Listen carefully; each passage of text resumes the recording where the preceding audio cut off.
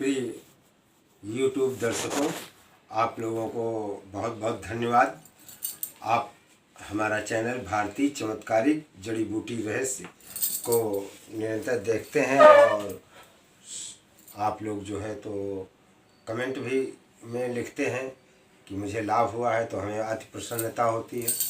हमारे विश्व के सभी मानव प्राणी सुखी रहें, इसमें हमारे पूर्व में हजारों वर्ष पहले ऋषि मुनियों ने अपना पूरा जीवन लगा दिया कि विश्व के समस्त मानव प्राणी स्वस्थ रहें, मस्त रहें और हर रोग की जड़ी बूटियाँ हमारे चरक ऋषि, हमारे सुश्रुत ऋषि, बाघ भट्ट ऋषि, पतंजल ऋषि, निघंट ऋषि, माधव ऋषि, इस प्रकार से अनेक अनेक ऋषि मुनियों ने जो है जड़ी बूटियों पर रिसर्च किया और प्रत्येक रोग की जड़ी बूटी ढूंढ करके और उसको जो है तो लिख करके बताया, तथा उन्होंने जो है तो सभी समाज स्वस्थ और मस्त रहे, इसके लिए पूरा जीवन लगा करके जड़ी बूटियों का रिसर्च करके और सभी मानव कल्याण के लिए अपनी अपनी पुस्तकें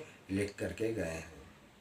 आज हम आप लोगों को बताने जा रहे हैं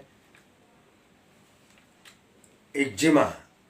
एक्जिमा एक ऐसा रोग होता है जो चमड़ी के ऊपर जो है धब्बे धब्बे बन जाते हैं और खुजलाने पर जो है पानी आने लगता है, तथा अन्य अन्य कष्ट होते हैं। विभिन्न प्रकार का एक्जिमा भी होता है, जैसे एलर्जी, विभिन्न प्रकार की एलर्जी भी होती है। ये सब चमड़ी के ऊपर के रोग हैं जो कि आदमी को बहुत ही कष्ट देते हैं। लेकिन एक्जिमा जो है, एक्जिमा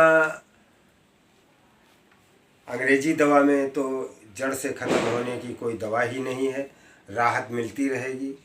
इसी प्रकार से अंग्रेजी दवा में जो है तो आप लोगों को साइड इफ़ेक्ट भी है, रिएक्शन भी है।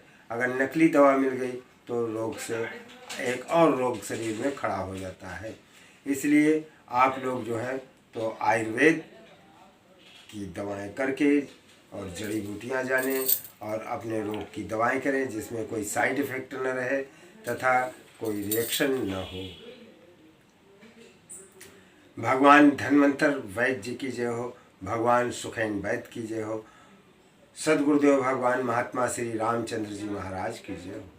आज हम आप लोगों को पतंजल ऋषि की खोज बताने जा रहे हैं एक्जिमा के संबंध में। एक्जिमा को हिंदी में पामा रोग भी कहते हैं। तो एक्जिमा में आपको सर्वोत्तम और सभी चर्म रोगों को नष्ट करने वाली दिव्य महामजिष्ठादि क्वाथ पतंजल का आता है। दिव्य महामजिष्ठादि क्वाथ, ये क्वाथ माने होता है काढ़ा। तो ये ला करके आप अपने यहाँ पका करके काढ़ा बना लें। 1 लीटर में जब पाव भर रह जाए तब उसको उतार लिया जाता है और काढ़ा पकाने में भाप न होने पावे, ढक्कन बंद करके धीमी आंच में पकाना चाहिए। इसके लिए जो है एक अन्य दवा है जिसको कहते हैं बिदारी कंद। बिदारी कंद को हमने अन्य वीडियो में बताया है, दिखाया है, उसको ओपन किया है, उसके लाभ बताए हैं, उसका चित्र भी, उसकी फ़ोटो भी बताई है और पहचानवाई है हमारे इसी चैनल में जो है। तो विभिन्न प्रकार के जो है तो एक जड़ी बूटी में रोग नाश करने की, रोग ख़त्म करने की क्षमता है। इसलिए सभी वीडियो में हम बिदारी कंद नहीं दिखाते हैं और एक वीडियो में है बिदारी कंद के विभिन्न लाभ। तो बिदारी कंद एक ऐसी चीज़ है जो ये पतंजल में भी आता है, बिदारी कंद चूर्ण, या पंसारी के यहाँ खड़ी ले लो। बिदारी कंद शकरकंद जैसी होती है, ज़मीन के अंदर निकलती है। बिदारी कंद अत्यंत बलदायक है, ताकत बढ़ाती है, शरीर को पुष्ट करती है और शरीर के सभी प्रकार के, विभिन्न प्रकार के चर्म रोगों को 3 महीने में नष्ट कर देती है।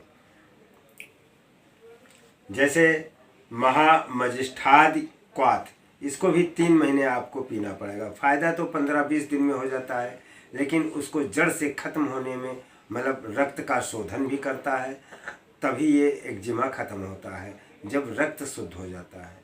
तो ये जो है मजिष्ठादिक्वाथ जो है दोनों टाइम 50-50 ग्राम पीना चाहिए। इसी प्रकार से बिदारी कंद चूर्ण आप ले सकते हैं ताज़े जल के साथ। 10 ग्राम की एक खुराक होगी। तो इस प्रकार से आप जो है तो एक्जिमा से छुटकारा पाएंगे।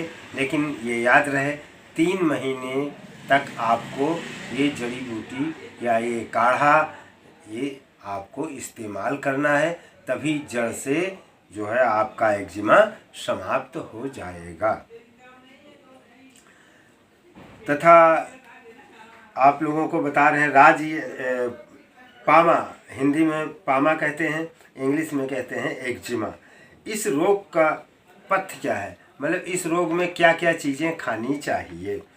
जैसे ब्राउन राइस, ओट्स, मल्टीग्रेन्स, दलिया, बाजरा, अंकुरित अनाज, अरहर, मूंग, मसूर, काले चने, हरी पत्तेदार सब्जियां, पालक, मेथी, गाजर, चुकंदर, लौकी, तरोई, परवल, टिंडे, करेला, किशमिश, अंजीर, बादाम, पिस्ता, मखाना, मेथी, काली मिर्च, सौंठ, तुलसी आदि का सेवन डेली करना चाहिए। तथा एक्जिमा में नुकसान क्या करता है और किन चीज़ों से एक्जिमा बढ़ता है और ख़त्म नहीं होता है, तो वो परहेज माने होता है जिन वस्तुओं से, जिन चीज़ों को खाने से जो रोग बढ़ता है उसमें उसी चीज़ का परहेज बताया जाता है कि एक तरफ आप बाल्टी से पानी उलीचें, एक तरफ नल से पानी आता जाए, तो कभी बाल्टी खाली नहीं होगी। इसलिए आयुर्वेद में सर्वोत्तम जो है तो परहेज है और परहेज करना आवश्यक है। परहेज आधा मर्ज समाप्त करता है और भविष्य में बनने नहीं देता है, तथा जो मर्ज है वो दवा से समाप्त हो जाएगा। अब एक्जिमा रोग में क्या चीज़ नहीं खाना चाहिए, अधिक गुड़ नहीं खाना चाहिए, तिल नहीं खाना चाहिए, मूली अधिक नहीं खाना चाहिए, सरसों, नया चावल, मैदा, बेसन, उड़द, राजमा, काबुली चने, आलू, टमाटर, बैंगन, कटहल, अरबी माने घुइयाँ, शकरकंद, रतालू, मैदे से बने पदार्थ, सफ़ेद शक्कर, मांसाहार भोजन, तैली मिर्च, मसालेदार भोजन, पूरी, कचौड़ी, समोसा, पिज्ज़ा, बर्गर आदि का सेवन कदापि न करें। अगर आप परहेज करते हैं तो आपको 3 महीने के बजाय 40 दिन में ही आपका मर्ज जड़ से समाप्त हो जाएगा, जब परहेज करेंगे। अगर परहेज नहीं करेंगे तो आपको 3 माह लगातार दवा खानी पड़ेगी। तथा परहेज मेन चीज़ों का जितना हो सके उतना परहेज करें। अगर लेना पड़े तो एकदम हल्की मात्रा में कभी कभार आप इन चीज़ों को ले सकते हैं जो परहेज में है।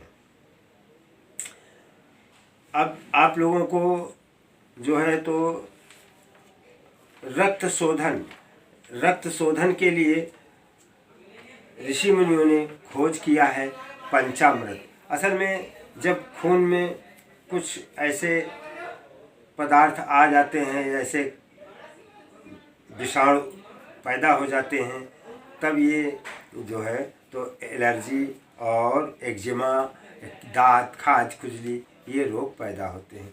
इसमें सबसे पहले रक्त शोधन होना चाहिए।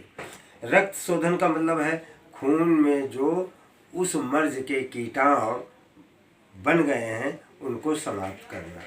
तो ऋषि मुनियों ने लिखा है, कोमल पत्ती नीम की जो नर खावे प्रात, रहे निरोग शरीर से और बुद्धि होवे ते।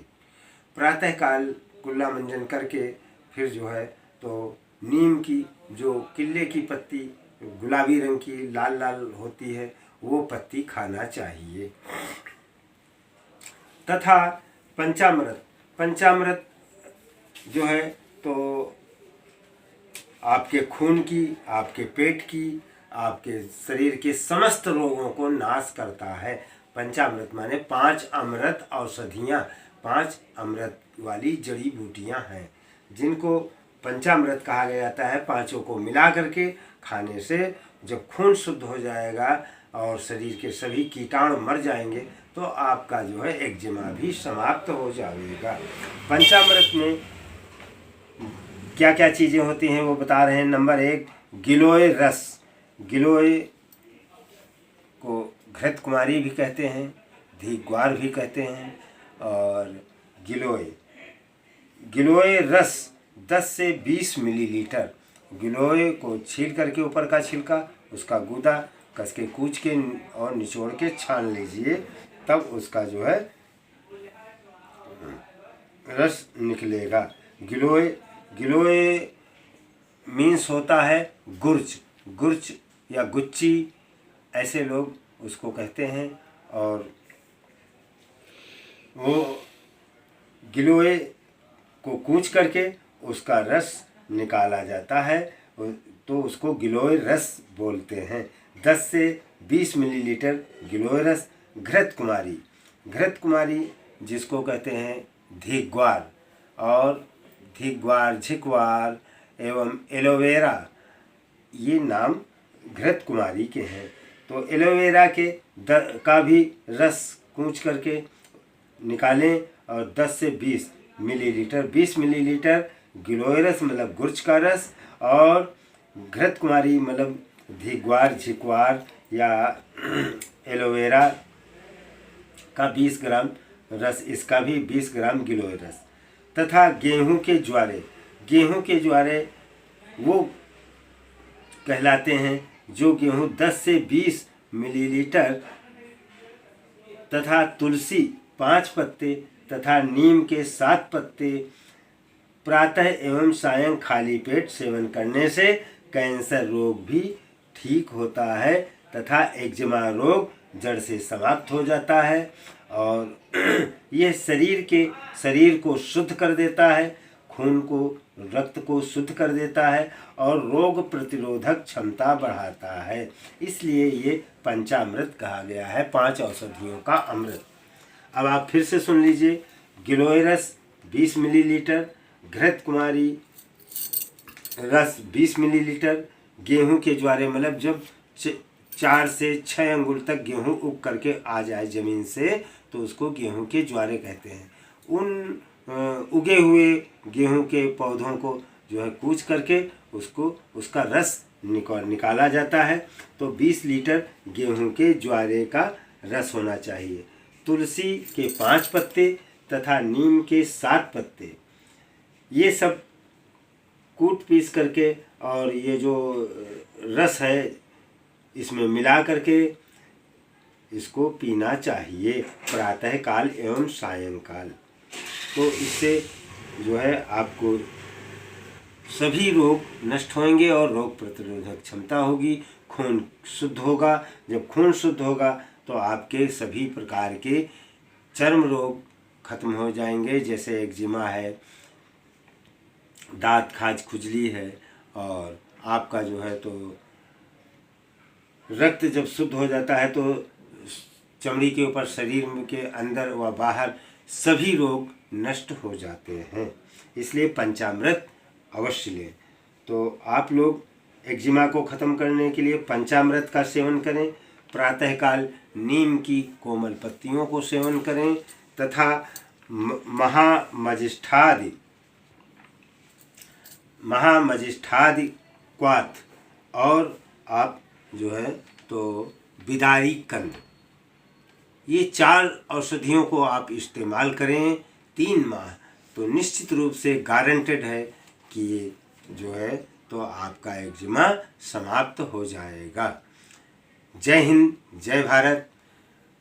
हमारे भारतवर्ष की, विश्व की समस्त जनता स्वस्थ रहे, आनंदित रहे और शरीर के सभी प्रकार के कष्ट दूर हो जाएं।